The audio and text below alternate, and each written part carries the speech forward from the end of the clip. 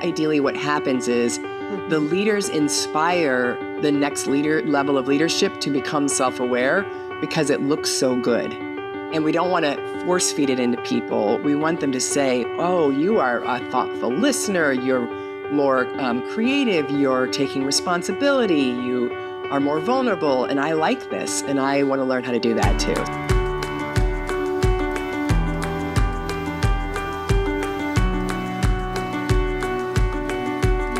Well, hi, Katie. Hi, Diana.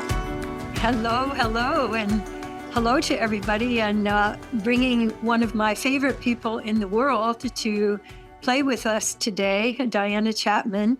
And when I think of you, Diana, I really think of you as being really toe-to-toe with life, that you have launched yourself fully into life, and the ride that you're on, you welcome other people into it if they have the courage to play full out.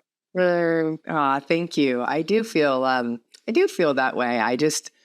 I'm so passionate about being here and playing and creating, and it feels like such a privilege. And I'm so grateful to be here with you and this deep friendship we have and seeing where we want to go today. Bringing deep friendships together, my deep friendship with Sophie, and who's not ever met you, which is just amazing. And so the connections that can come out of our, joining together, I'm very excited about that. And one of the things that had kept coming up for me when I knew we were going to be talking with you is what you have seen about the possibility of creating new stories of leadership. And, and basically, we could go on about this for a long time, but the biggest challenges and the biggest surprises, like happy surprises in creating new stories. Okay, so I think one of the themes that I see is that vulnerability in leadership is now an act of courage rather than an act of weakness. Rather than people saying, don't go there because nobody will ever pay attention to you and you won't be taken seriously, that now that's like an opening to deeper, more powerful work. Yeah, and especially don't say you're scared. You can't say you're scared or the team or the organization is going to be upset. You always have to put on that everything's fine, that you're fine, that it's all positive, that you're completely confident of what's happening, and that everybody will relax. And now what we're supporting leaders with is it's okay to say, I don't quite know if this is going to work. I'm doing the best I can, and I have some concerns, and I want to take the intelligence of my fear to keep paying attention and ask us all to pay attention as we navigate new unknown territory, and that actually people are learning that their team actually relaxes when they're not putting on a face, but everybody knows something's not quite right and they don't know what. So then they're confused and then they're anxious because they don't know what's going on. And now they go, oh, now we know you're a little trepidatious about what's going to happen and you want us to all pay attention. Great. Now we can all be aware together and no problem. And so, or I'm sad. I had a vision that we were going to have far more users than we have now, and our income is not sustainable, and I'm having to grieve, and I bet you all are too, and that's okay.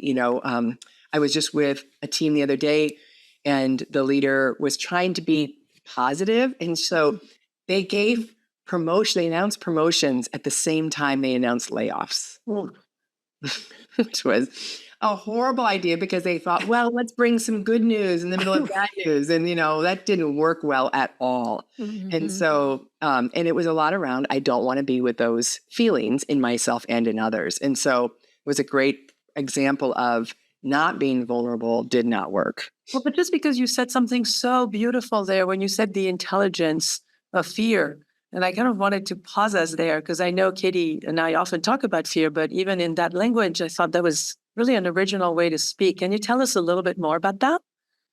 Well, yeah, one of my favorite things about spending so many years learning from Katie was the recognition that your emotions are intelligent, and that fear, when it's not coming from a bunch of reactivity, is a wisdom that just says, hey, there's something that needs to get learned.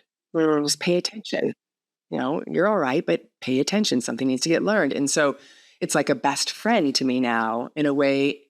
In the past, before meeting Katie, was like, oh, stay away from that, get that to stop.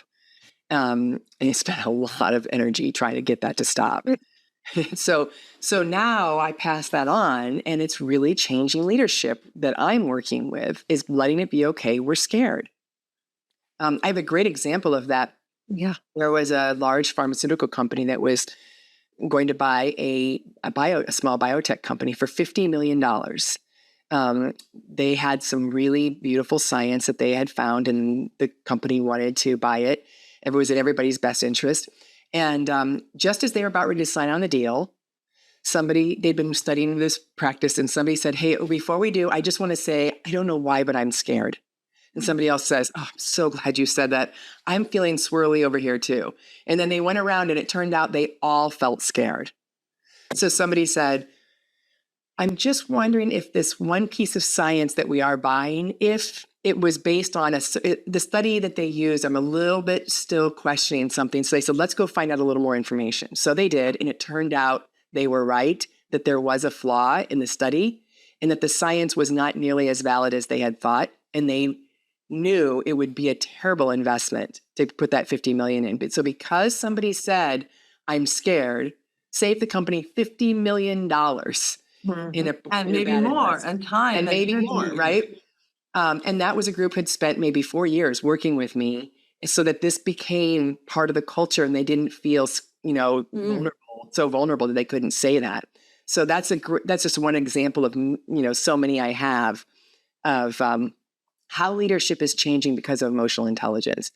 That is so exciting, because I did a lot of corporate work in the 90s. And I would say the biggest issue for people was feeling emotions. Yeah. What do we do with that? And we're supposed to leave it at the door and not bring it in. And there are certain feelings, and you should never say you're scared. But even, if you feel sad, that means you're weak. And the whole sense of relegating a whole part of your intelligence to the closet, and where it has to seep out and, cause all kinds of inconvenience. And so I just really celebrate that. I'm so happy to hear that, because the bringing in of feelings as another kind of intelligence that can be used. Oh, I'm very happy to hear that. Yeah. It's also interesting, great news, that corporations really are people. We think of them somewhat as entities of their own, but they're just a bunch of people. And so when you think of interpersonal relationships, even in friendships, imagine if I couldn't come to my friend and say, I'm scared, this big change is happening. Even if it's a really good change, I'm a little queasy, and can you be with me? And that, life would be so dwarfed if we couldn't do that. And somehow you put a bunch of people together, and now they should dwarf it even more. Like that never made sense to me. So it's really exciting to hear that it's you're seeing it happening so directly. Yeah. Yeah. I'm also hearing, go ahead. Oh, go ahead. Well, I'm hearing that, and I'm wondering if you're discovering that opening up more to feeling, and the inquiry that feeling opens, seems to me it also opens intuition. Yes. So that, because most, we're doing logic, corporations deal with bottom line and, the widgets and the engineering, but the intuition of how we should make a choice and when seems really intricately tied to our feeling, our emotions. Yes. And that is one of the key things they are reporting. I think far more creatively in ways I could not have thought before, which I'm going to call intuition. Yeah. Thinking creatively, that's another great way but I think it really is intuition, that you're opening up that space that's usually subterranean. Yeah. And it's that kind of thinking that's really wanted right now, because everybody realizes, A plus B does not equal C anymore. You can't predict where we're going. It's all much more in the unknown. And these And these ideas have to come from someplace we don't know. And so the more present I am to my mind, but also to my heart and these emotions, and also to my body and these sensations, the more I can be with all that and open to all that, then the more access I have to that space in between, which we might call creative thinking or intuition. And so that's very exciting. And they're willing to go be uncomfortable to go access that knowledge that they're looking for. What happens when Why do people you are think not that is? We're probably I'm asking so the same thing. juiced up by this conversation. Go, Katie. Yes. Yeah. Well, I was, the building of connection that I've seen you doing over many years. I'm wondering if there are keys to that. I mean, one thing I'm getting is your complete authenticity, that you live, completely transparently. I'm imagining that ripples and that other people, even though they might be scared of it, they're also probably very attracted by it. Yes. Yes. I think people are longing to just be themselves, be accepted by others for being themselves, and honoring the uniqueness of everybody and how everybody has a particular lens and gift that they have to the conversation that makes us better together when we're creatively thinking. Yeah. How do you handle when people are not? Because I'm imagining some people have a reaction to the idea of opening to their feelings that's a little more, even if they're scared of it, I have a feeling that there is more or less resistance to it. I'm curious, like when you have you work with a group and maybe the leaders are, charging the effort, how does it trickle down? Like, how does it happen, or sideways or upwards, whatever? Well, I've learned through a lot of error what not to do. And so we spend a lot of time with the leader of the organization, making sure they're really committed. Are you really committed to feeling your feelings and everybody else feeling theirs? And are you going to take a stand for it? Are you going to put a stake in the ground for that? So that you're going to ask your team to join you. And we think of it like as if we were playing basketball. And you say, hey, team, I want you to join me playing basketball, but here are the rules of the game. If you want 3 points, you got to stand back here. This is an out. You got to dribble. There's these rules of the game. And so the leader has to take a stand for, this is just a game I'm playing, but there are rules to the game I want to play. So if you want to play with me, I want to ask you all to commit to feeling your feelings. So if the leader doesn't take a stand for that, then we're going to have, some people are going to want to go outside the bounds and and it's like it would make a chaotic game. And so we really, we go slow and make sure that leader's committed, and then say to the team, this is what we're going to commit to. And if you don't want to play, that's okay. We can help support you in going someplace else. But if the leader won't hold that, we don't go into the organizations anymore. We've just learned it doesn't work. It blows up. People get frustrated. People leave. It can really do damage to a culture. And so we're really thoughtful about now saying the leader has to be really committed. I've found that it's not only the leader, but I would say the leaders. There might be the leader, but there also are the team leaders. But That's I would the say next level, right? Yeah, like the executive team. Yes. But I totally But agree. the executive team won't commit if the leader doesn't take a stand for it. Exactly. Right? And so then the executive team commits, and then we say to the executive team, we're not going to go down to your direct reports until we work with you for a while. And they say, wow, we see a difference. We want what they have. And that's ideally what happens is the leaders inspire the next level of leadership to become self-aware because it looks so good. And we don't want to force feed it into people. We want them to say, oh, you are a thoughtful listener. You're more creative. You're taking responsibility. You are more vulnerable. And I like this. And I want to learn how to do that too. So that's what we say now in leadership is leaders go first. You role model it. So the next level is interested. It's funny, I was going to ask you, like, when you do the work you do, like, what's the before and after picture? You started speaking of it, with the active listening and the taking responsibility and all those dynamics. I'm curious, not that I care about the hard results more than I do about the soft ones, because the ones they used to call the soft were always the most interesting to me. But I'm curious, like, how does it affect even productivity, or like, people that tend to look at hard numbers, that like ROI, like can you tell a direct difference after you do the work? So we get lots and lots of feedback about what's different, but there are an overlap of three things that everybody says. One, I do think more creatively. Two, I have more energy, and that's really important. I'm not as overwhelmed. I'm not as tired. I have more access to other parts of my life. And three, I feel much more connected to my colleagues. I feel closer to them. I look forward to being in collaboration with them. So those three things are reliable results that we get from teams who practice. Well, that's thrilling. I mean, that's, Isn't it? yeah, those are real life, they're bottom line, but also so expansive. And, I'm also thinking that people are in all of this, they're learning a new language. Yeah. The language of speaking authentically and taking responsibility, but also describing what's going on inside. And I'm imagining that ripples out into all aspects of their lives. Yeah, and it's interesting. You say learning a new language, and literally that's also one of the things when we say what made the biggest difference. It was a new shared language. It's one of the key things they say, and some shared tools. But the shared language is, now I understand, hey, I'm triggered.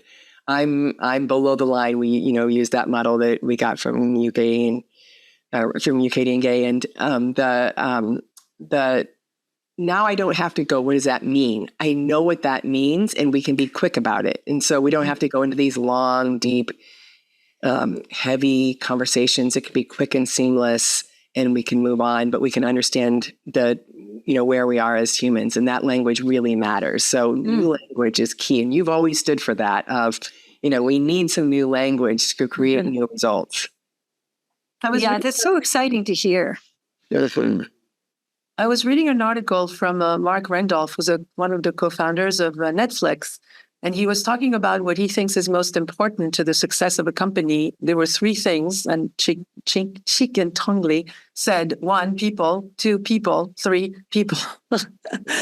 And what you just described to me is finally getting to the heart of, when you have a team that you have those three things with, including the language and the trust and the energy, and you can move as a group.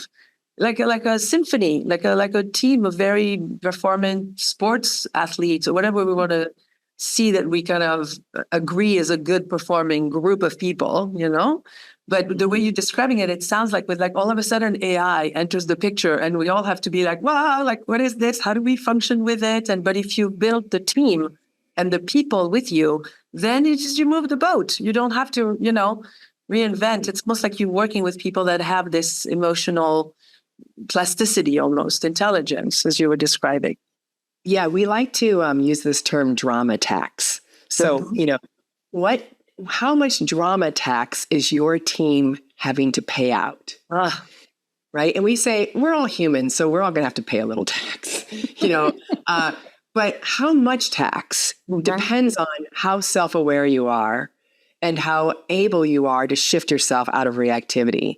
And so those teams that have too much drama tax, they get weighted down. And we talk about it like a rocket ship metaphor. They're trying to see how much can they get rid of weight to get them up off the ground, And so a team wants to think that way. And drama tax keeps you heavy, keeps you, stuck. And so that's one of the concepts that we're passing on, and people really get that an organization that pays too much tax is not sustainable. And it seems to me that that's all rooted in the drama triangle of the hero, villain, and victim. And I'm imagining that dynamic has shifted more readily with the teams that you work with, because it seems like that's where everything bogs down, is that people, default to the drama triangle.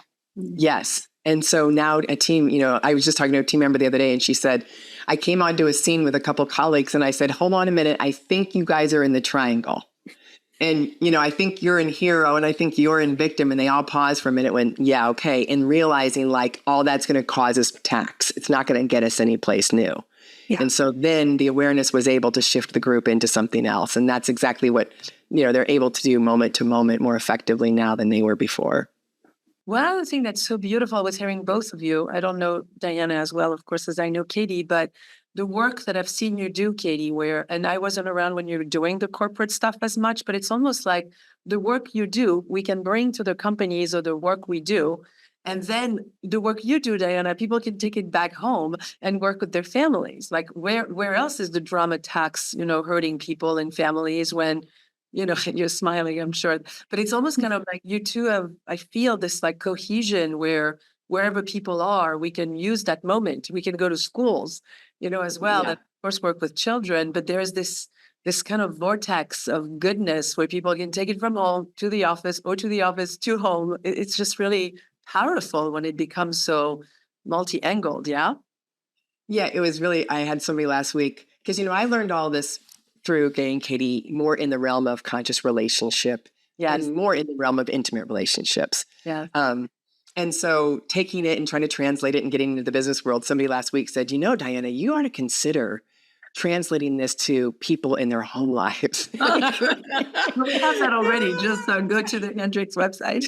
Exactly. I said, it's already been good news. I got some. And that is a question of like, how do we contribute some of that stuff to children when they're younger so that, they grow without like already imagine a conversation with your child when there is already this awareness of this drama, especially when they're teenagers or like how beautiful would that be to incorporate some of these, infuse right away when they're young in school? I encourage all my clients. I taught my kids the drama triangle when they were 4 and 6 years old, and they both got it immediately. Yeah. And then we had drama triangles in multiple places in our home. And when my husband and I would start getting into it, they'd call us out, get on the triangle.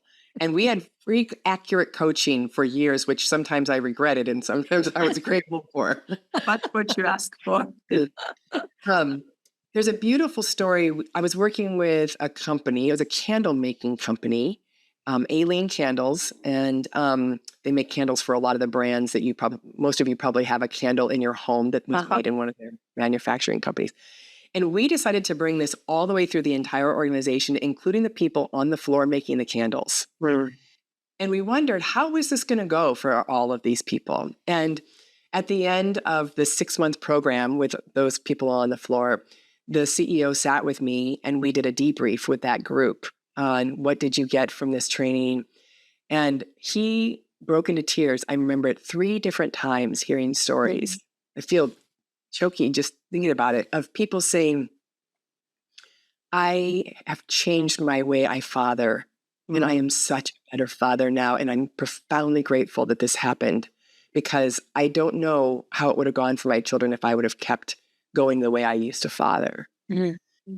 Somebody else said, I had not been in connection with my mother for years, and we're back in connection, and it's really wonderful. And I can't tell you how grateful I am. And I can't remember what the third story was, but they were all these like meaningful things that had happened at their home life. And they all enjoyed each other. There was a lot of us against the management in the company. And they had smoothed all that out and created a we instead of an us against them. And so they were happier at work. They were happier at home. It was just a wild success. So, those are great stories, but I reliably hear people say, this applies everywhere. So and what I find often is people are a little more vulnerable to practice at work than they are at home. And so I say, go practice at home. And then that builds skills that then they can start to come back to work and do it more deeply at work. What do you think will happen to the world of, there are going to be companies and then the movement that you're working with, the conscious leadership, there is more and more companies that are doing it and then some that don't. Do you think we're going to end up in some sort of like bipolar world where some organizations, people will feel cared for and maybe will go up in those numbers of companies people want to work for as opposed to not? Like, have we tied that in that it becomes companies. Oh, I think it's going to be key. And honestly, I don't think they'll survive because this new generation coming out into the working world will not won't have it. They won't have it. And they aren't going to stay in those companies, and those companies won't keep talent. And there's really, my clients are saying we're able to keep better talent. We're able to attract better talent. They're using conscious leadership now as part of their marketing. They're including it in all the conversations they're having.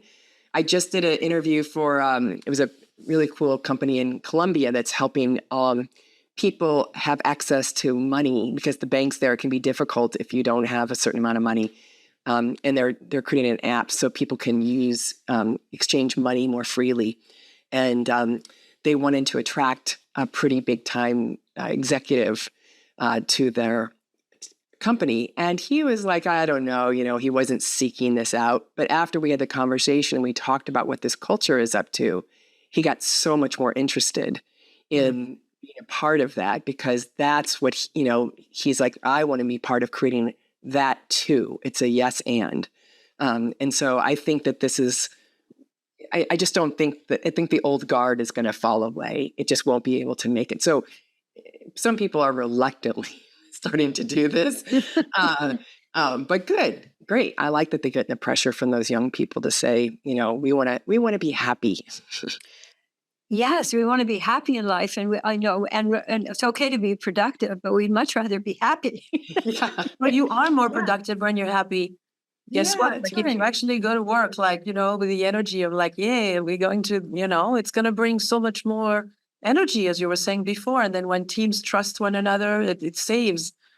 Like, do you want to be on a boat where there's a giant wave with someone that you don't trust? Like, these are moments where you're going to want to be able to hold on to your peeps when it's going. So, the world is shaking in so many ways. So you're creating an environment you're fostering an environment that the people side of it becomes, that's in place. Okay, now we can go and deal with the weighing of swords. Yep. Okay, so this brings me to another way that I think is changing in leadership, which is bottom-up leadership, where young people have a lot of innovative ideas, and they're the leadership whoever has the most decision rights, we'll call, that's top leadership. My argument is we're all leaders, of course, but they're having to listen more to that bottom up, because those people have information that they don't have. They also are in tune with the particular way the world is working now, that is so different than certainly my generation, but your generation as well. And so to make that translation, the amount of listening required. And I was just thinking that the giving attention to feelings really gives you so much more bandwidth in your listening. And so the innovations and the new ideas, can percolate. Also, they're so much more accepting of differences, and they're saying to leadership, we need to honor these differences. We need to create cultures that support these differences. They're more neurodiversity. And as you were talking about, Kitty, like, we have access to the fast change, because it changed even a week ago. And we're more on top of that than you are, and we know what's coming. And so there's so that's exciting to me, is there's leadership is meeting each other and guiding each other in both directions, and that's new. Yeah, because it seems that it would change. I'm sorry. I'm so excited. Yeah, talking over each other. We hardly ever do that. I was thinking about the changes in responsibility, because I think that taking genuine responsibility is the human problem right now. And the resistance to that I am able to respond to what's going on in life. I'm wondering what dynamics you've seen changing in people's taking responsibility. Yeah, I think it's meaningfully changing the way conversations are happening now. So we learned a tool from you. We call it Teach the Class. And so whenever a team has something that's happened that they say they didn't want, we say, teach me the class. If I want to create the exact same challenge that you guys are in. What should I do? And we actually have them pretend they're a professor teaching at a major university. And usually I'll say something like, oh my goodness, welcome. Professor Hendricks is in the house, and we all start cheering and we play with it. But we say, Professor Hendricks, if we too don't want to make our numbers first quarter, what should we do? And then the person who teaches the course goes, everybody, please get out your pens and papers. I have some very important information on how you cannot make your numbers. And then they go through this course, and we amp it up. We make it very silly and funny. And then the ahas of how they've created the thing that they say they don't want is so easy. And that, I would say, is probably the number one tool that teams tell us has made the most difference is asking one another, teach me the class. How did you create not getting the feedback you want from your manager? How did you create not feeling listened to? How did you create people not following through with their agreements with you? And that's just this big, wait, what, me? I did that? Like, no, I didn't have anything to do with that. It happened to me. And so shifting from happening to me to by me is a big game changer. And people now realize like it's so fast, and then they don't need mentors to tell them how they're supposed to, giving them advice. They can find that within themselves. So, talk about eliminating a lot of drama attacks. That's one of the biggies, is take responsibility. Which is also beautiful how when you take responsibility, you can actually do something about it. Like when people are victim of the situation, they always end up with like, well, I can't do anything about it. It's like, no, you could take your power back once you think you had something to do with it, even slightly. And that is, people like that feeling of, wow, I actually do have power here. This is kind of like, even though I don't like that I have to face something here, I do like how I have some empowerment now I didn't have before. Mm-hmm. And you bringing the humor, the professor, that aspect, like you did, as you were describing, as you were doing it for us, as playing it for us, it was almost kind of like I was feeling the demystifying of it, the de-shaming of it. It was like, oh, well, if we're laughing about this, let me tell you about mine. And it just totally lowers the factor of being, humiliated or shamed. Very powerful. Back in the day when I was looking for all the mentors I could find, when I finally came across Gay and Katie, I stopped and said, this is it. Mm-hmm. I want to really double down here. And it was all because of play. Mm-hmm.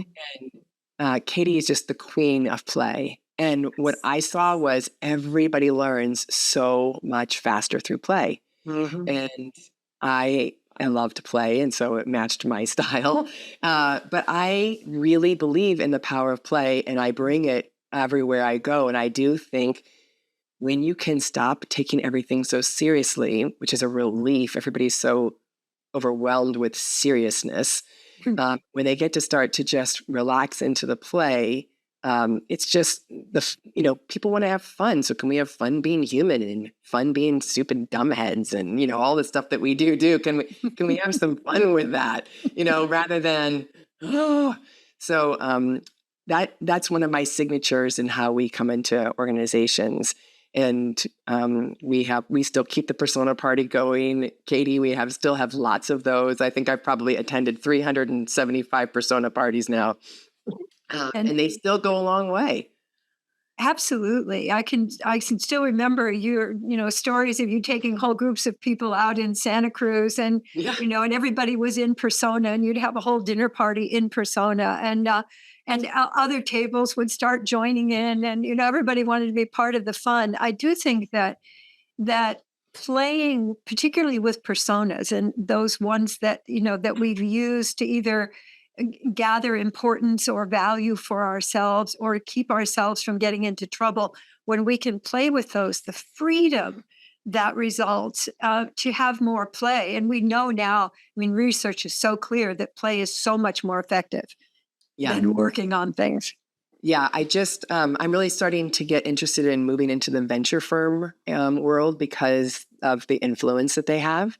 And so I've got 2 venture firms now going through a culture program with us. And one of them, so I'll name them because they don't mind, Sozo, they have said last week when we met that the persona play has been one of the most effective things that they've been using to really change behavior, and particularly to notice those parts in them that can get particularly reactive and cause a little disturbance amongst the team. And so now they're naming them and saying, Eeyore's here, or I can't remember the other one, Mighty Mouse or whatever. And they're having fun exaggerating the patterns so they can really be aware that they're here, see the blind spot that's there and play with it rather than everybody freezing or, getting super reactive. And so I'm so thrilled to hear that, because I think persona play really is one of the great unwinders of so much drama. Can you tell us a little bit what that is? Because you're both familiar with it in Katie's classes, but maybe some of our listeners are not. What does that look like? Yeah, so I'll give you an example. There's a leader who was a very strong leader, and his complaint was nobody ever gives me feedback, and nobody ever gives their opinions about what we ought to do. So we interviewed the team, and the team said, when we've spoken up before, he just bulldozes right over anything we have to say. Oh. And we've just decided he dismisses everything. So everybody's just decided we're not going to contribute anymore.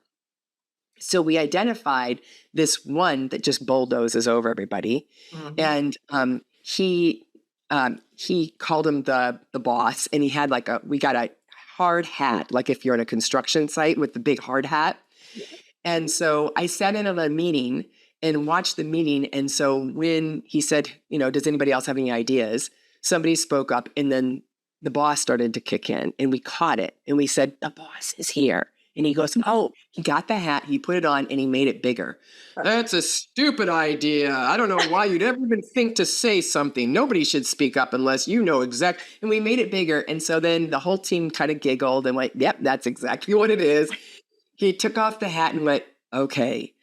That means back to my curiosity. I really want to, I can see how there was value in what you said. He got open, then somebody else spoke up, and they started to create a generative conversation. And so from then on out, whenever they saw the boss, they would just call it, and he was a player. He'd go, okay, and he put his hat back on, and he always made it bigger first. Yes. So that they could all kind of giggle and see it. And then he'd come back into, oh my God.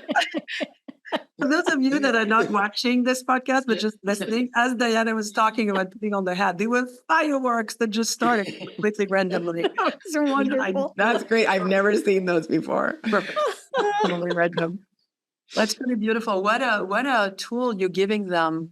Because I think people are genuinely trying to be better people, but sometimes they don't have the creativity or what do I do when this boss comes out in me and I'm activated? Then what do I do? But now with this hat and this playful and this bigger, they can actually do something with it, which is beautiful. Yeah. And also, a lot of us can really shame ourselves, and there I go again, being that thing.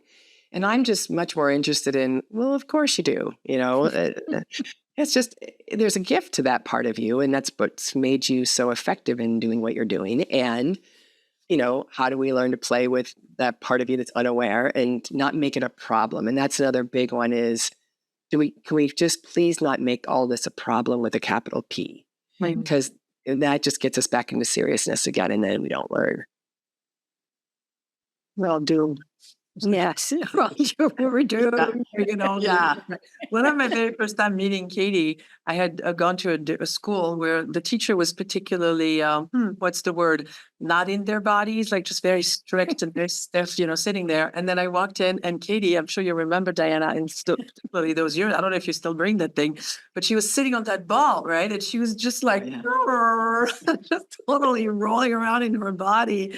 And I was just like, I would like more of this. This is really the play and the fun is happening. Thank you for mirroring for all of us, Katie. That's been such a learning. In closing, I'd love to hear maybe, Diana, how do you, if someone is listening to us and whether they're at a leadership, well, we all agree that we're all leaders, but some of us don't know that. I'm curious, where can someone start with all this? What's a good, whether you are the leader or someone who believes that they're being led by others, what's a good place for them to start? What's a few tips we can give them? Few tips. Well, I really like just learning about the model of above and below the line. It's so simple. For people to just start being aware, where am I? Am I open? Am I curious? Am I wanting to learn? Or is there part of me defensive? Am I a little triggered? Am I closing down by wanting to be right? And so just being aware of that is such a practice. And so we have a handout that we co-created from with the Hendricks around above and below the line and how do you know and what would it look like. And that handout's on our website for free on our resource page. And then I tell people, there's an app on your phone, it's called Randomly Remind Me. And I'm not sure what the Android version of it is. But we have our leaders have their phones ask them 5 to 7 times a day, where are you? And they make an agreement with themselves that when the phone pops in and says, where are you? They have to pause, take a breath, and check. And just start to build the muscle for where am I? And so I think that's a great place to start, is just to be aware of whether you're in trust or whether you're in threat.